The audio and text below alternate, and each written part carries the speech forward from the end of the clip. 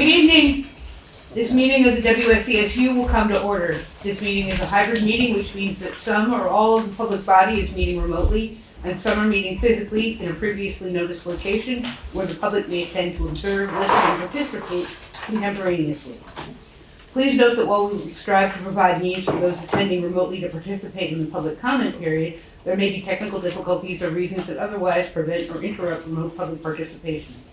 Therefore, it is important to note that the open meeting law only ensures the public's right to participate and comment at a public meeting by attending a designated physical location as posted in the notice and agenda.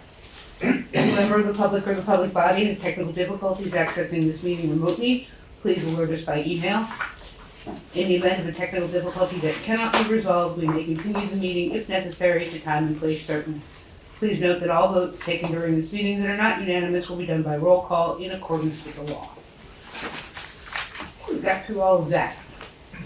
Good evening, everybody. Does anyone have any changes they'd like to make to the consent agenda? Okay. I would entertain a motion to approve the consent agenda. So moved. Thank you. Is there any discusussion? All those in favor, please signify by saying aye.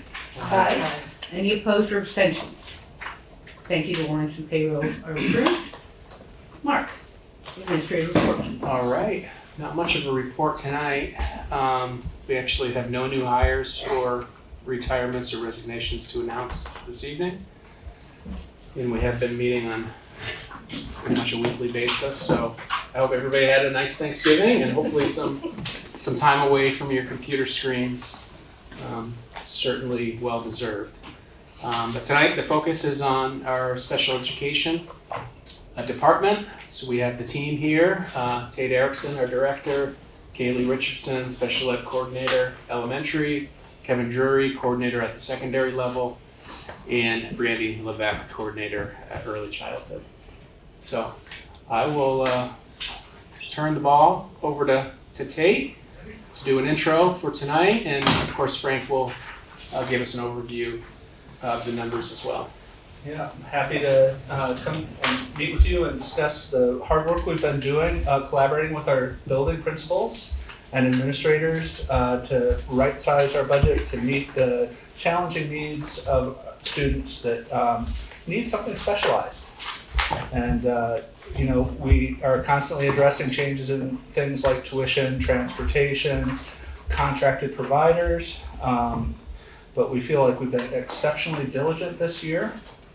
And in a time of changing uncertainties and stress, we're really proud of the work our staff are doing. So I guess I'm gonna just hand it over to just give a few overviews first to Kaylee. So at the elementary level for the upcoming year, we have a couple of intensive services students that are moving up, so you'll see that reflected in the budget. We have some additional paraeducators added in. We were also fortunate enough to transition a student back from Inspire when they closed this year, and that student has been extremely successful and requires two-on-one support in order to maintain safety for themselves and for other students. So we've added some additional paraeducators to our intensive services programs. Additionally, we're going to continue to focus on case management model, and this really allows for retention and hiring, recruiting for new staff who, can focus their time and energy on teaching. For the past few years, we've done literacy professional development for all of our special educators, and we're in the process of working on some writing professional development for the upcoming year. We've transitioned our school psychologist position, which we've been unable to hire and retain for the past 3 years, to professional educational services to contract with someone such as Maple Leaf Clinic to accurately reflect what we're spending.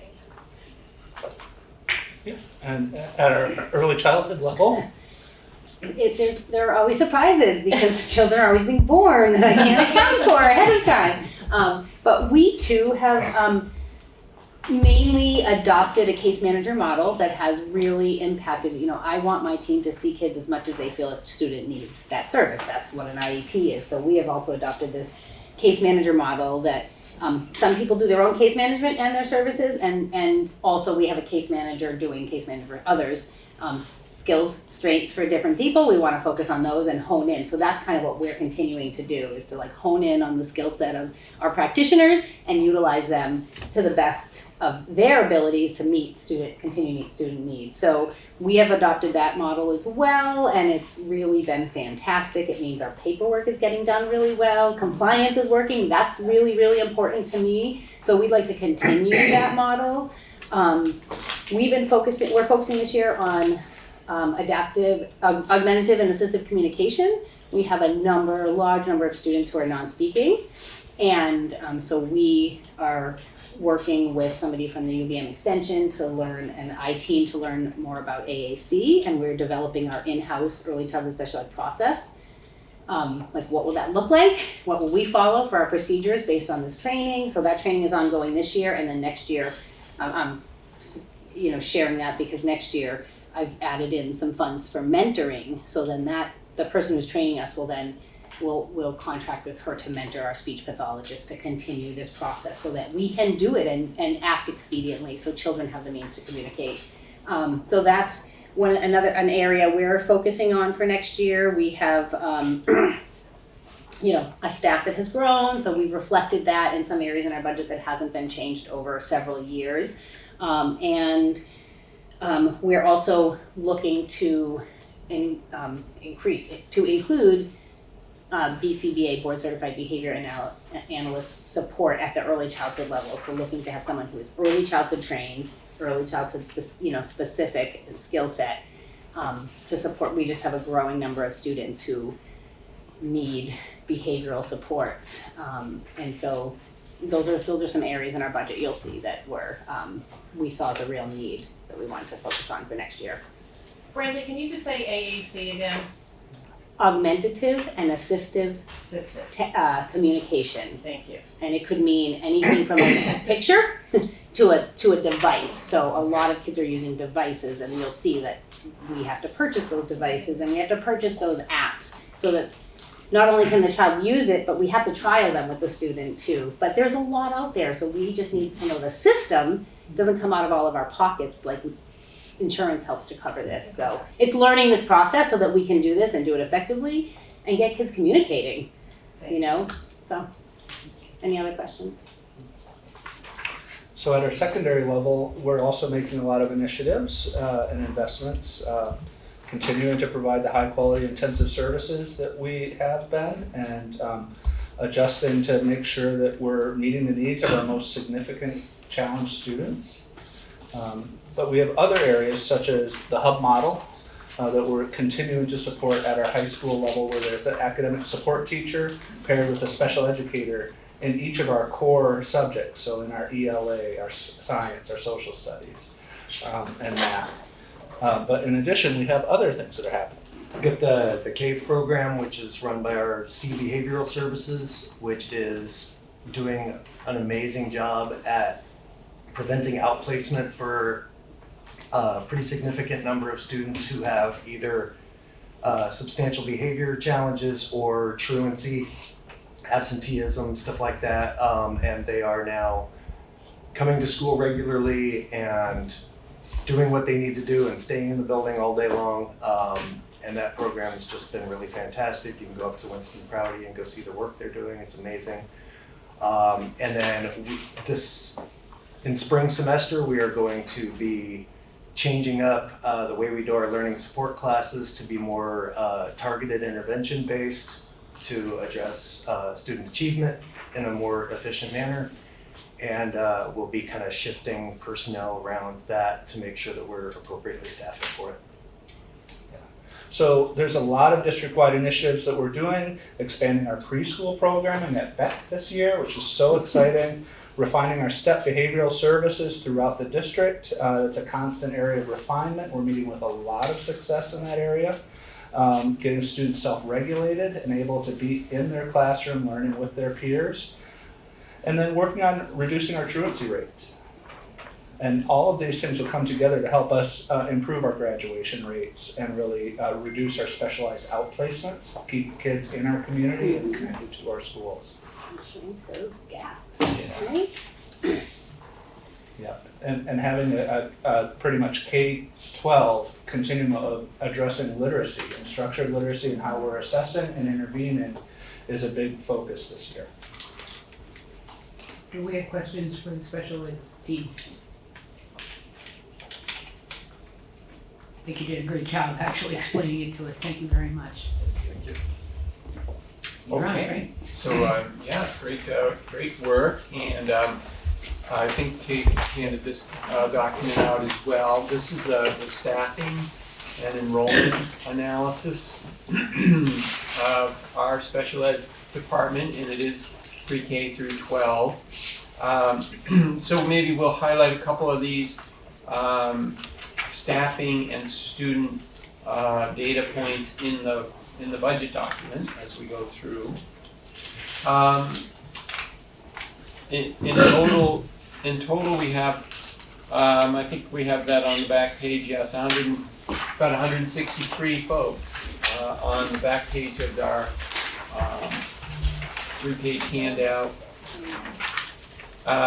in the special ed work group. And this data is something that we've given you in years past to sort of show trend information and the way in which we staff to respond to those student needs. So the first page of this document shows our enrollment. That first block, bolded totals, you see in the most recent period where we dipped a little bit in fiscal year 24 to 25, right? 429 down to 400, and we sort of leveled off in 26 this fiscal year. But we're moving back up a little bit there in the projected year. And so that is part of what drives the additional spending, is the higher number of students eligible for an IEP, and of course we've always Evolving every day. I know, I give numbers and I think now that's Yeah. outdated 2 Yeah. days later. Sorry, guys.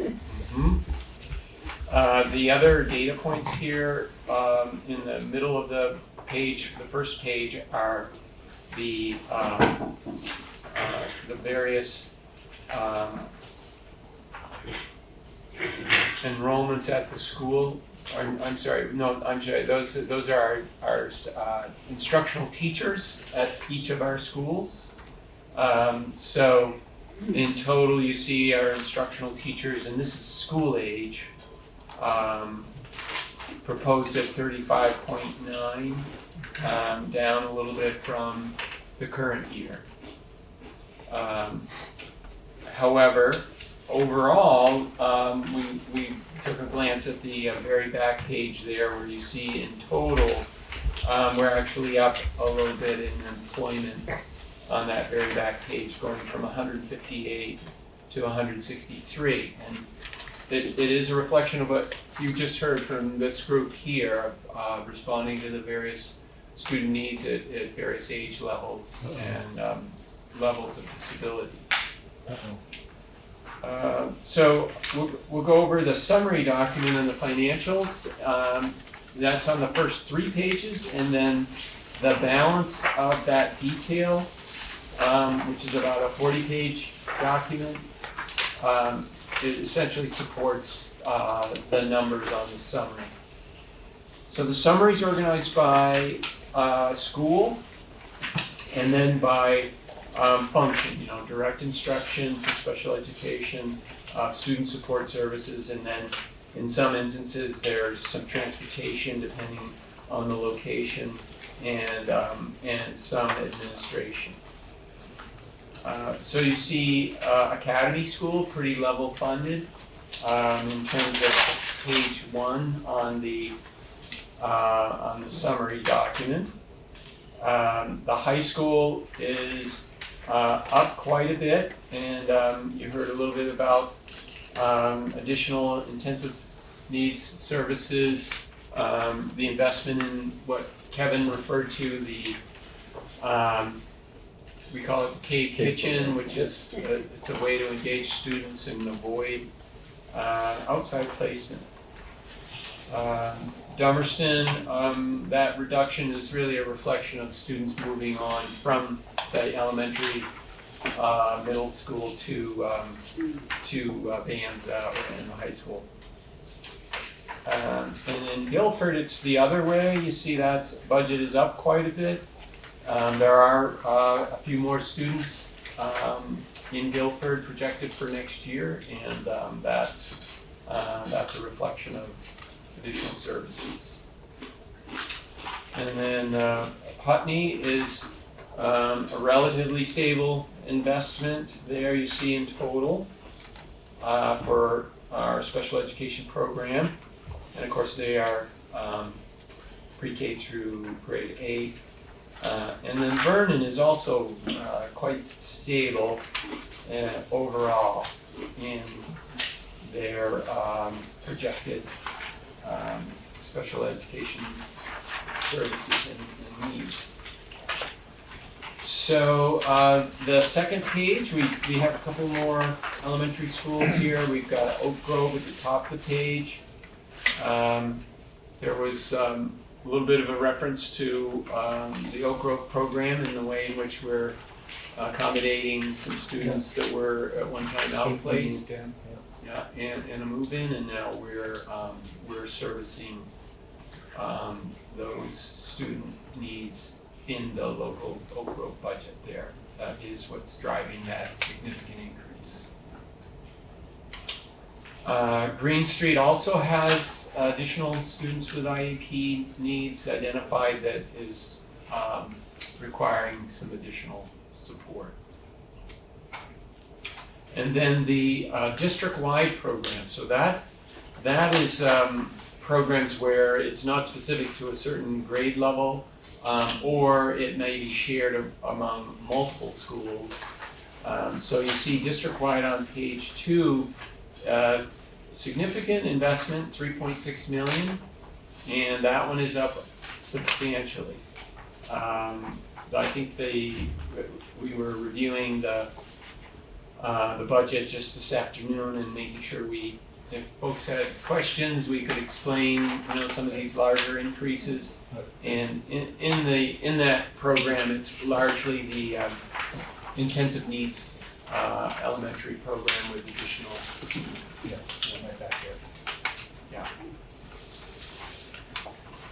But this is also where our speech language pathologists, the psychologists, the occupational therapists, Evaluation teams. the evaluation teams are employed in this group. And if you were interested in any of the detail, because that is a relatively large group, that starts on page 20 of the detail report. So that's where all of the what's called the site 4048. Every school has a site number. That the district-wide is 4048, and that starts on page 20, and that identifies the staffing, the benefits, the professional services, all of those components that add up to that $3.6 million. So the balance of page 2 are some of our grant programs. The most significant one is toward the bottom of that page 2. It's the IDEA grant. And at this point, we have not heard that that's being reduced, unlike many of our other federal grants. And I don't know if you've got any What we know so far. So it's a little less than fiscal year 25 actual, so it's certainly not keeping up with inflation and all of that, but it's not less than the current budget. It's going from, it's the bottom of page 2, it's $809,000 this year's budget, and we're proposing $856,000. Which is less than the actual amount we received last year, $907,000. So the third page is primarily what you heard from Randy on our pre-K educational support team, and you see that's a relatively stable investment there. The first group of data going from 1.2 million to 1.3 million to reflect about 14 folks that work in that group, and the services that go along with it to support those students. And I don't know, Brandy, if you already mentioned about between 70 and 90 students is what we serve. We are, I think we're gonna be pushing 100, over 100 at the end of this fiscal year. I think we have 9 evaluations in process right now, plus like starting soon, so we are definitely starting with higher numbers in the last couple of years and ending higher. And that, if you were going back to this personnel chart, you'd see that group it's the last group on that third page, where we have early childhood special education, that's V.S.A students. At this point, we're showing 70 going to 95, and an estimate similar. So that is our budget. You can see bottom of page 3, 22,152,000 that represents this team effort and meeting student needs. It is up significantly, more than we would like to see, but it responds to the student needs that are identified. So that's our fiscal overview of the proposed fiscal year 27 budget for special education. Any questions? Yes. I just have to remember what it was. Okay, so on this sheet. Okay, somewhere I wanted to make sure I was correct. The number of students on site went up, but I thought I saw somewhere that it looked like out-of-district placements went down. Is that Yes, correct? that's correct. Yeah. Where did I see that? Now I can't find that anymore. It's the 40, the number with the 40. Yeah, bottom of the second page. Bottom of the second page. Ah, I didn't circle it. Okay, all right, so that is a truthful statement that, okay. Yeah. That was one, thank you for that. They're not lying. No, I have to say it out loud to get it in my head that, okay, there's a reason It's a here. lot of data. Yeah. Yeah. On this document, just curiosity factor, how come some of the schools don't have transportation? Like I see that Putney has transportation, Vernon has transportation, why doesn't Dummerston, why doesn't Oak Grove? That's a great question. Is that, I can try to answer. oh, okay, do they just not need? The Brattleboro Town Schools, in that actual budget breakdown, you'll see that the Brattleboro Town Schools share a transportation line for special education transportation. And then schools like Dummerston and Putney have it because we provide transportation for our intensive services programs. Okay, Vernon, I would guess, is because they provide transportation for some secondary students. okay, so is it similar to like sometimes food services, we don't see it in all the schools because it's run out through academy? It is similar, yeah. Okay, Yeah. alright, that answers that In- question, that was, And I was just like, why? as Kaylee was saying, the largest investment in Dummerston and Putney are those intensive services Okay. programs, which come with transportation Come with, costs. okay. Yeah. And you know, those numbers are rising. I mean, Kaylee and I have been looking at, are coming up over the next few years, and you know, so we're starting to talk and plan about what will that look like, you know, in the In next few future years, years. yeah, because we do Okay. have, you know, some students with significant needs, for sure. Okay, thank you.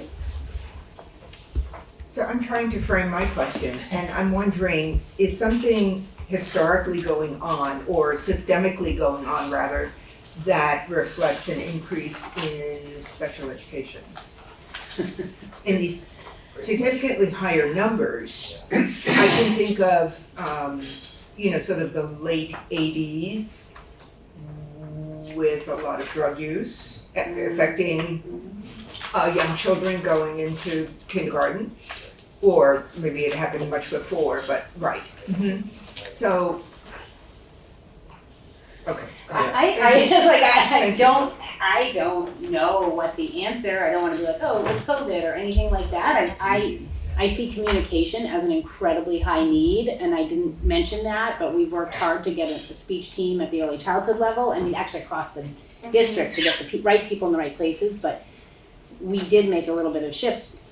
It's what we're doing now, that will continue next year to meet that need, and I think there's a number of reasons why communication is not happening between children and parents, or whatever. I think there's a lot of suffering. We see. I feel like we have so many families that that are struggling with a number of things. So their children, if our basic needs aren't being met, there's not room yet for learning. Maybe I don't know. That's just something that I think about. I don't know. I don't really know. We are very hopeful that with these investments, we will actually prevent quite a number. I know currently we are preventing several outplacements. We're stopping some dropouts for kids that were not connected and who have found a home and are thriving in our Daily Bear at the Cave Kitchen.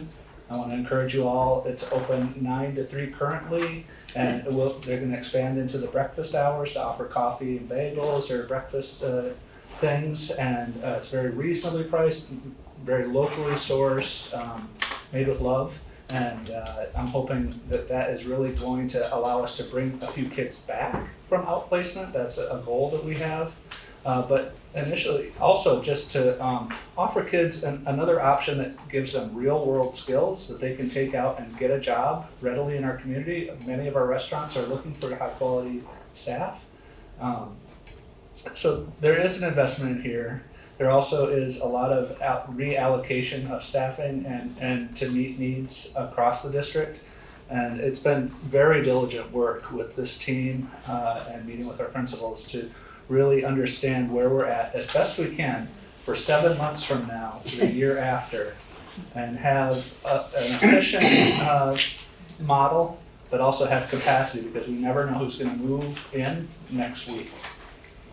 I feel really like I'm excited about our administrative team, and I think we work really well together, and we've been doing, I just feel like we're working really hard to meet student need, and our district as a whole with MLSS and the work we're doing there, I think is also supporting kids. So I think we're it feels a little bit like a transition phase in a way, as we move to do more EST and try to support kids, without saying you have a disability, and see if that's really true, like we do a lot of that at the early childhood level. I think we're working really hard together to find what's missing and what we can do better to support kids, and which we've presented to you tonight, like how we're working with our teams and staffing and opportunity.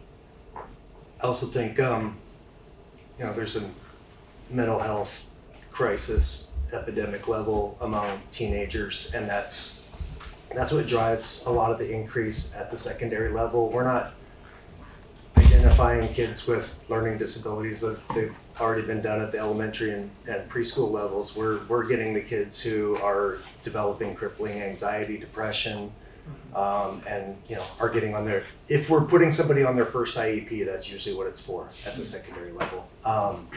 We also get a lot of out-of-state move-ins who are frustrated with the systems in neighboring states not meeting their needs, and so they move here because we have really robust services for them. I think it is I agree, we're in a place of transition and refinement, and I'm really very optimistic about the work that our MLSS committee is doing to strengthen EST, to help us coordinate and do co-planning or common planning times so that we're collaboratively teaching and using our resources even more effectively. I do believe that's gonna help us with these discrepancies that we don't like to see, where our IEP students are not meeting their proficiencies at a level that we would like. And that we won't special ed ourselves out of that with just a specific intervention, but it'll truly be the work of the team and finding where they can be instructed by their primary teacher, who is the content expert and has the resources of not only an AST, but a special educator who's that access specialist to help them really get the most out of that curriculum.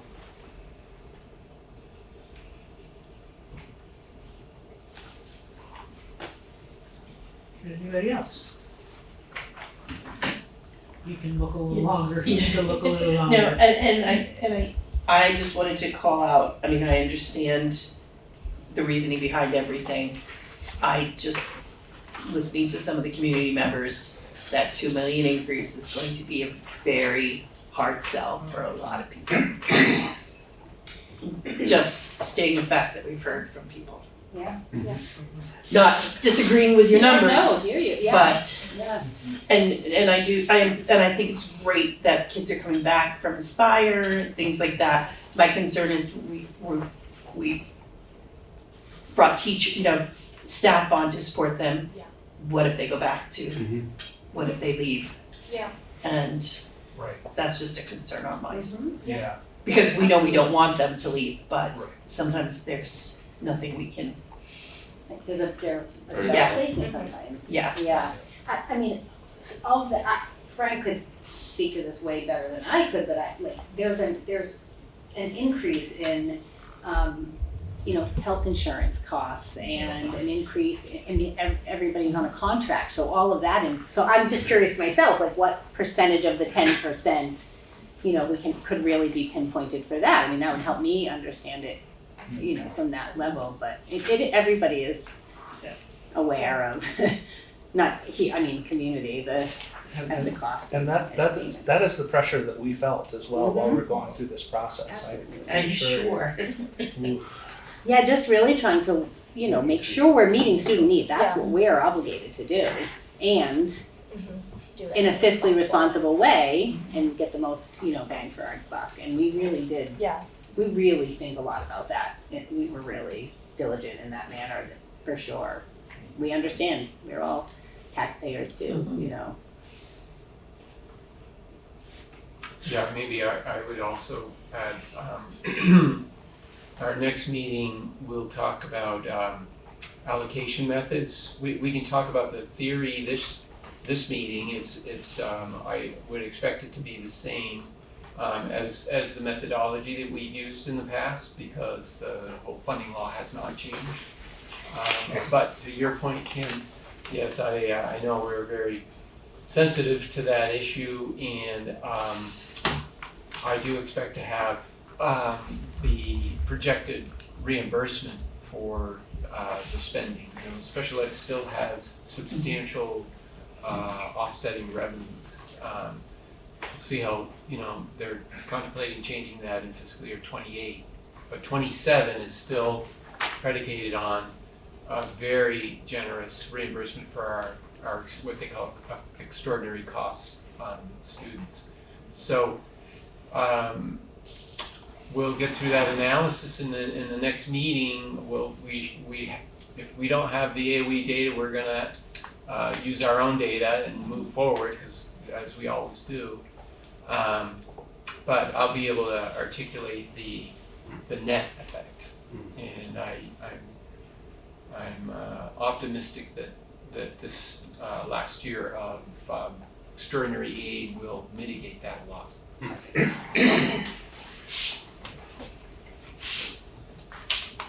Yes, Brian. So on that point, since we all agree and acknowledge that this is based on the need, and you told us, lots of reasons for that, could you give us like 2 or at most 3 specific talking points that we would say to the public, this is the justification we have for the budget that we're proposing? Could you sum it up? I think an increase in intensive services at the elementary level is a big driving factor. So Increase of intensive Yep, so at students elementary. moving into kindergarten that will be in the intensive services program. And I'm not sure, you guys will tell us if it's appropriate or not, but it is helpful for the community to understand the nature of these needs. When we talk about intensive needs, it's helpful for you to understand, and we're always careful about not identifying anyone, but in terms of a general description of the types of disabilities that we're addressing, I don't know if you feel okay sharing some of that, but we're talking medically fragile. Sometimes folks, children with needing 2 adults assigned to one child. But if you could help, because I think it's a great point, Brian, having talking points, and it's not just numbers. It's kids and needs and so on. I must say, in terms of intensive services, to actually go on a tour and ask specifically to see intensive services, it was an eye-opening experience at the high school level, the middle and high school level, to see the specialized equipment that exists in order to accommodate intensive services, and then to understand exactly what those words mean Right. as a possibility. We had a student in pre-K last year who was able to access Dummerston intensive services, and now is in kindergarten this year. That was tremendous. That really supported that child's development so much. That's equipment you mentioned. I mean, that program has a lot of specialized equipment. I mean, that child needed to start his AAC with eye gaze. He used his eye to, instead of pointing, basically, his eyes told the computer what thing he was choosing. I don't even totally understand the process of all of that, but it blows my mind, really. But like something like that, well, there's equipment that goes along with that, right? There's specialized technology that child needs. So technological equipment, technology equipment, physical equipment, adaptive Medical equipment. supplies. Our work with Matt Stent, our occupational therapist, and Diana Lang, our physical therapist, is just remarkable. The equipment that they can bring to the table, sometimes getting it from other neighboring districts who no longer need it, saving us an extraordinary amount of money. That student that was mentioned learned to walk within the last year. And he's speaking bye-bye when he leaves the room now. It's so It's exciting. amazing, yeah. It's amazing. I visit our elementary IS programs once a month. Both of them spend about 2 hours there, and I invite any of you to join me anytime. Kirsten and Letitia are amazing educators and would love to talk about their programming and their students.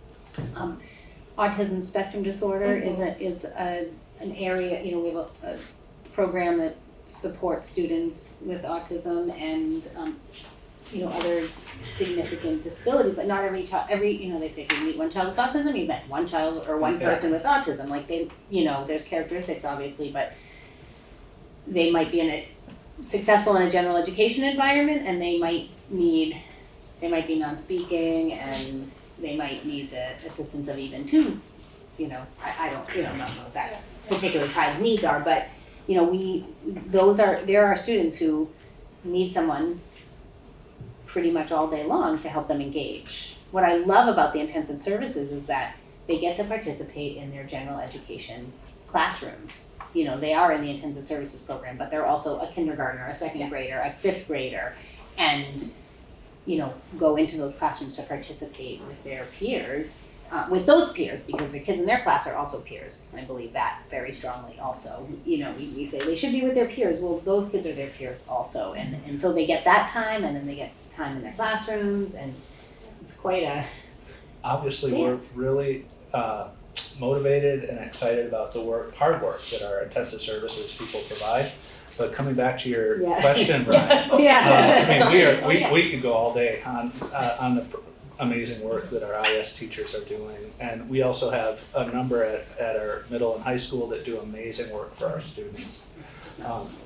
But we're also, focused on improving our structured literacy. and really that learning to read is a basic right, and that it really is something that provides dignity and access to our community in so many ways, that we're continuing to double down and really reinforce and work with our EL curriculum and our ASTs and really make that hum.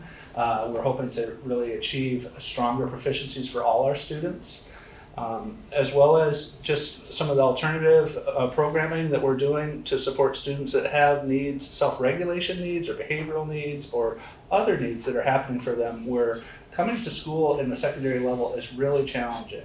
And offering them flexible pathways and applied real-world skills and an opportunity to get reconnected and feel supported within our community. These are huge deals for us. I'm so proud of the hard work they're doing. And, you know, despite that increase, by bringing students back to our district, you know, we do save in that regard. So we're, you know, working hard to meet those needs here rather than an outplacement. So I think that's, you know, meeting the needs have increased for students, like for children and families, and this is how, you know, it might look, is that a child needs an IEP. So I think that's like the increased behavioral, social emotional needs are driving our numbers, as Kevin said, and those are the things to focus on if we want students who are graduating and then successful community members. We've got to do it now. I point out, Kevin pointed out to me a great piece of this past year. One of our teachers exited 8 students from special education. They might need accommodations and they might need specific supports, but they're not needing a modified curriculum or specialized instruction. And so those kids don't count in our like IEP graduation rate or IEP dropout rate. They're regular ed again, and we hope to continue that process of helping to kind of get students onto a plan that might follow them into post-secondary education or into the world of work, which a Section 504 plan could do. I think it's important to track that data. Got 5 this year. Yeah. So Wow, already. We've had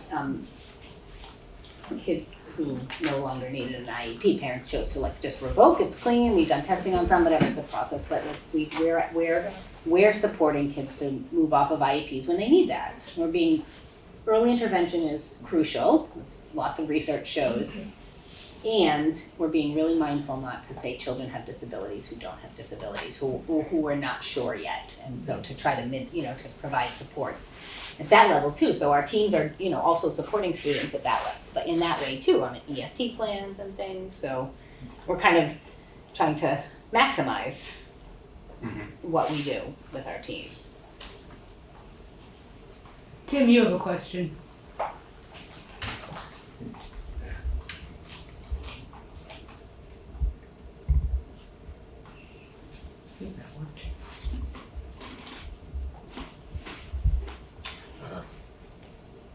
I'm trying to let him unmute and it's just not working. Oh, there we go. Can you hear me? Yes, now we go. Oh, you can hear me? Yes. See, I was having trouble with the. Okay. So this is the BOCES question.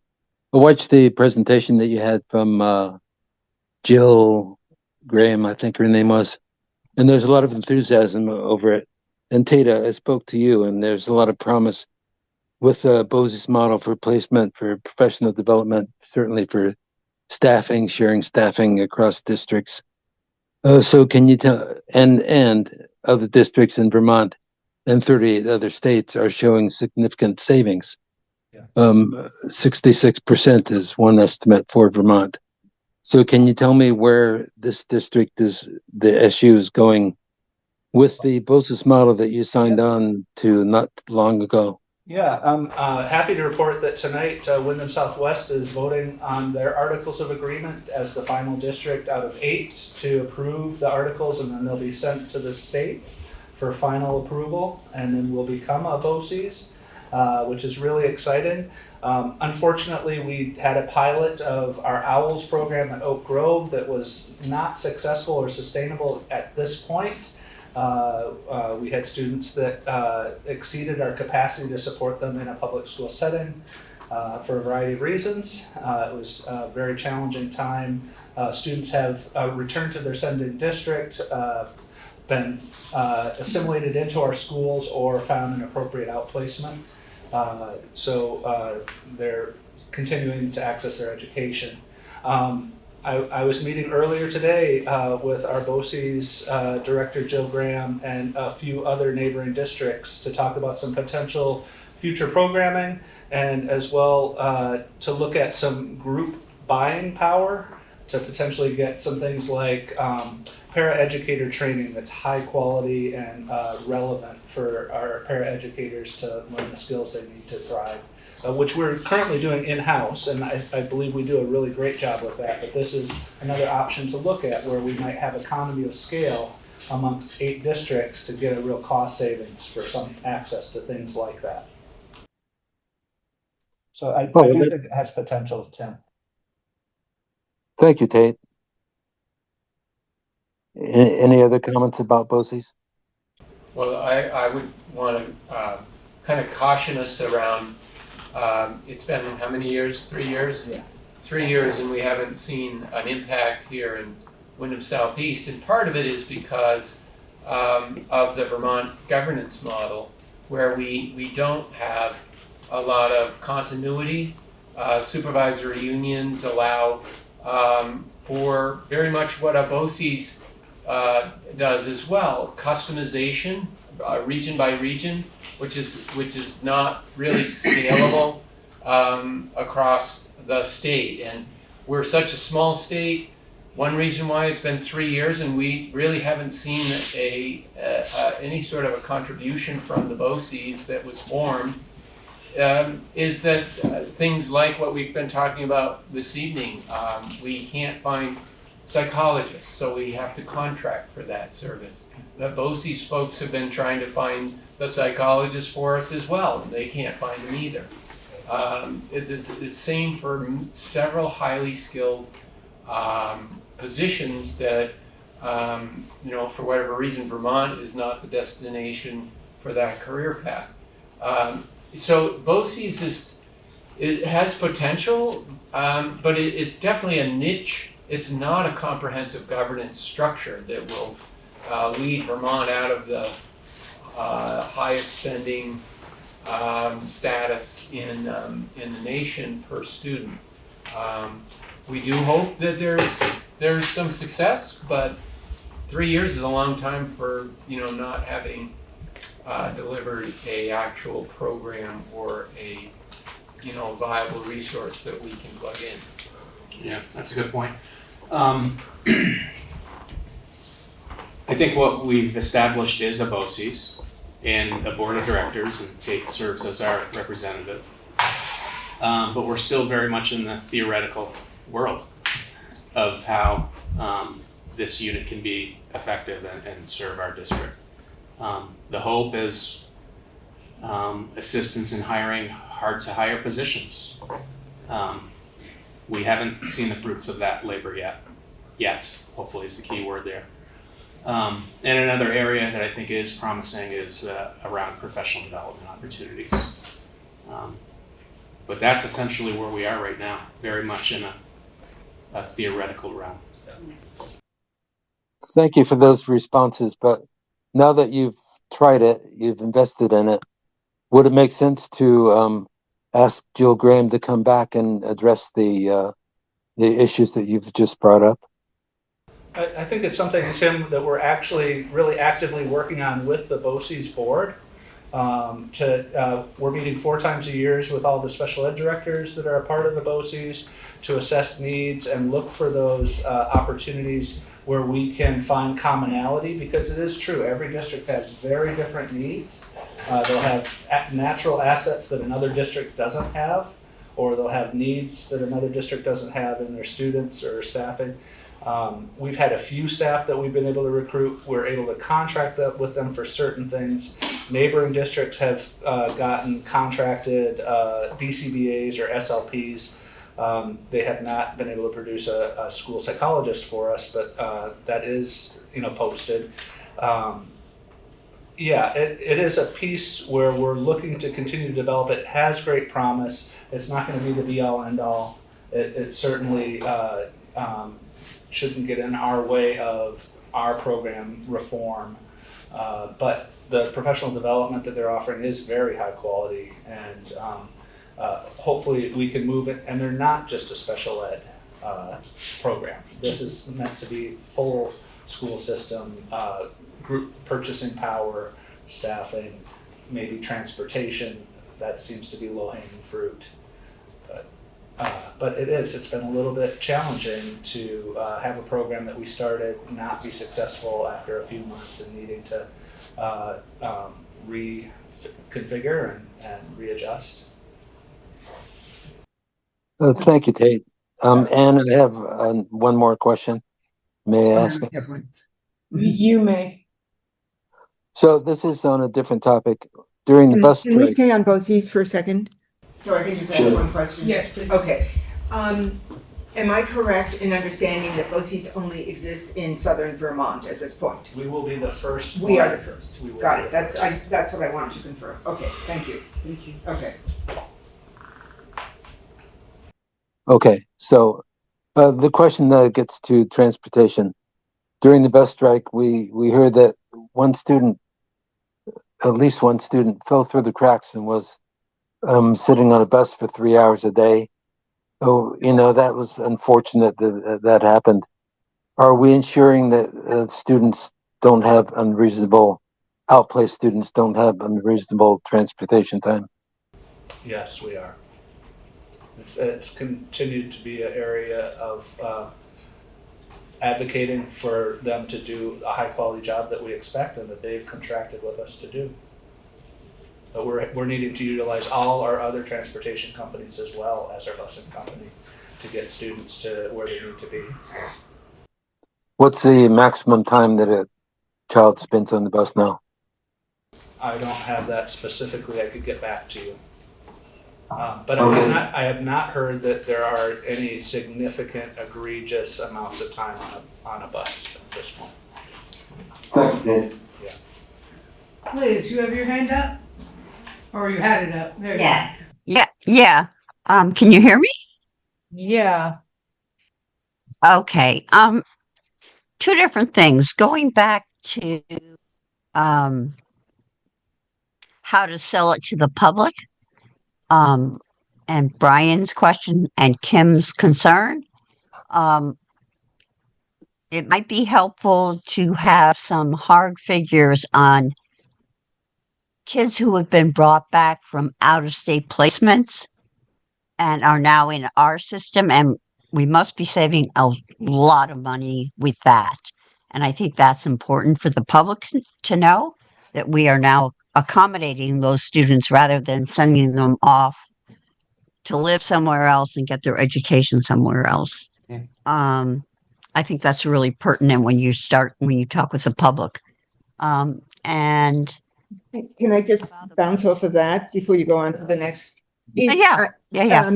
Based upon what Liz is saying, is there a number, a dollar amount that gives us a sense of what we are now absorbing in-house? So I'll just first point out, when students are placed in out-of-state, like residential placements, it's typically not on a school's dime. So we have a number of our students who are in very specialized programs that we use a vehicle called a coordinated service plan, and it's a team approach to do anything we can with wraparound services and supports before recommending an outplacement, which typically is covered by Department of Children and Families or Department of Mental Health when they're going to a residential placement. It's typically a bigger problem than just a school problem. It's an overall problem. So we won't have huge savings for residential, but we do have students that move between programs based upon their needs. I'm not sure, we can look for those numbers. I think it's a good idea. That would be helpful. Thank you. Maybe, okay, about the BOCES and having trouble finding people. Have you gone to like graduate schools to see if there's anybody That's a great People suggestion. would like to get into the field, and I mean, I understand that an experienced person is better probably than somebody without experience.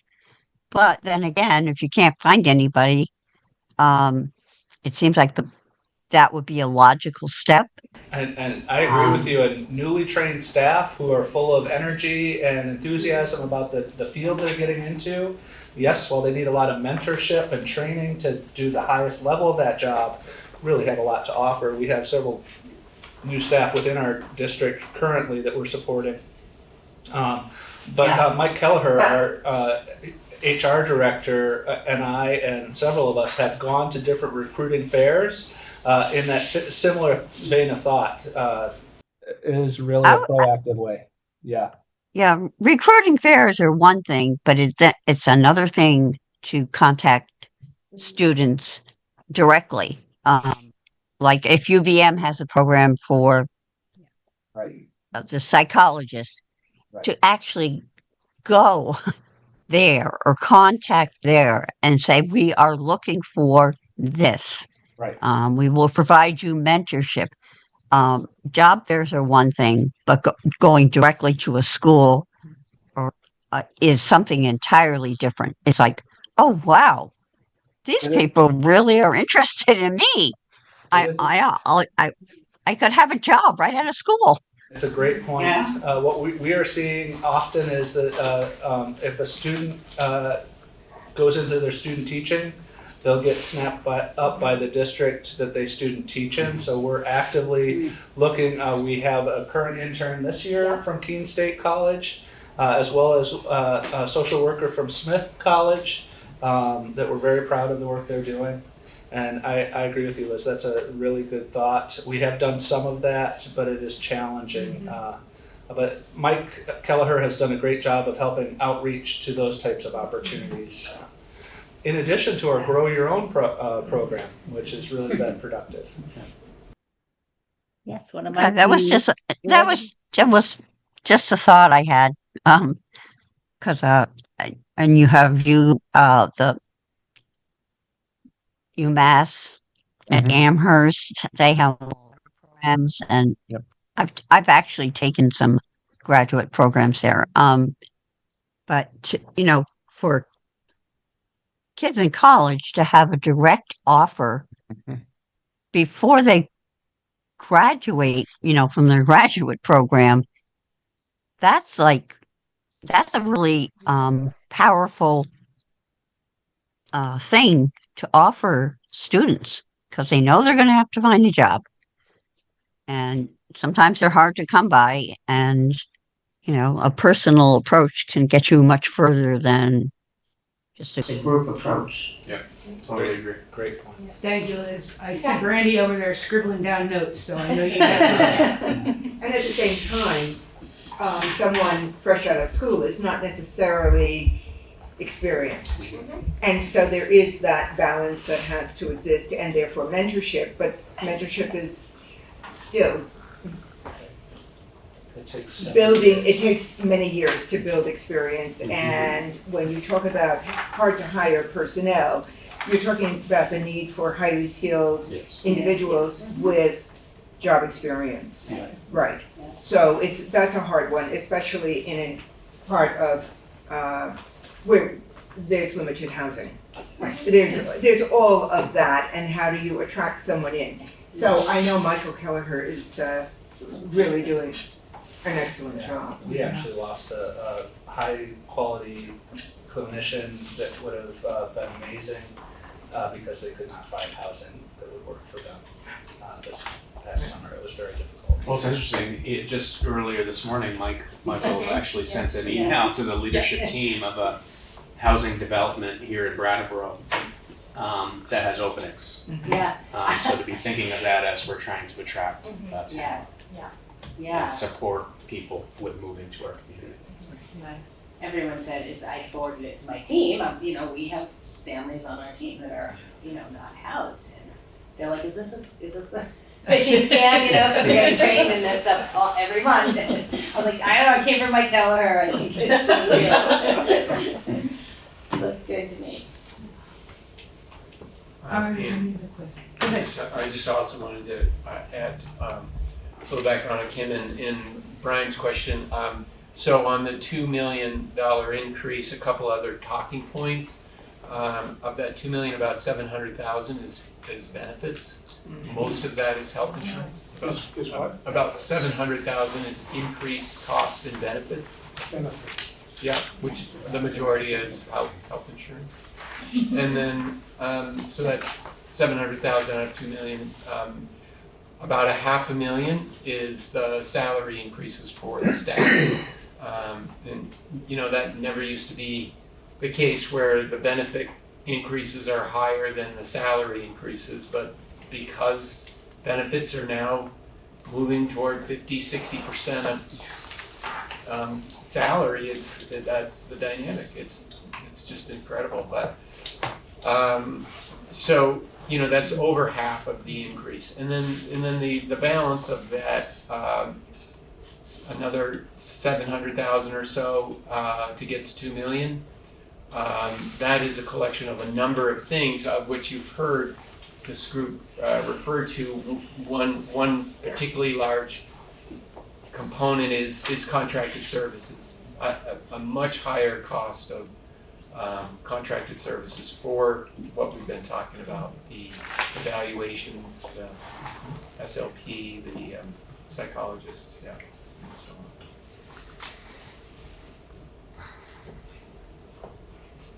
Sorry, you read that down. That's good. Any other questions? Thank you all so much. Thank We you. really appreciated hearing what you had to say tonight. Even you, Frank, we don't want to hear bad news, but you know. Thank you. Thank you. Thank you, Ann. No, this isn't bad news, it's reality news. Yeah, that's it. So what's next? What's our next meeting? Just to wrap my head around it, what's the topic? The whole. Next week is the whole Yeah. shebang. Yes. Okay, Yeah. all right. We hope to have the ADM that allows us to allocate costs and have a comprehensive budget. Yeah. Gotcha. Comprehensive budget review. Okay. Yeah, I literally just take the paper that you sent me and I type it again on my agenda. Excellent. That's right. That's why we do that timeline. Yeah, it's very helpful actually. Can I ask, do you think we will actually have an ADM? Can we all put bets on it? DraftKings. We've gotten a preliminary number from the agency, but Okay. our people have said, you know, it appears you're missing 90 of our kids. Okay. And we're working through, number. you know, a reconciliation of that, and it's been really difficult. So Okay. But, so we know it's in the works, but Okay. we don't feel the number is legitimate at this point. Okay. In general, though, we know our enrollment is pretty level. A little bit down in some of our schools, but on the other hand, we knew that the high school had a large senior class last year, smaller freshman class coming in, so we knew that the high school was going to be down probably maybe as many as 40 or 50 students, which, you know, is significant, but that was part of the budget staffing plan to respond to that. Okay. Thank you all. Okay, I guess we are moving on to public comment on non-agenda items.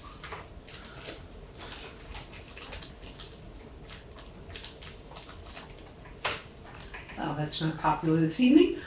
Do we have any other business to put into the parking lot for next time? Okay. I would now entertain a motion to enter into executive session under 1 V.S.A. 313A3, the appointment or employment or evaluation of a public officer or employee. So moved. Thank you.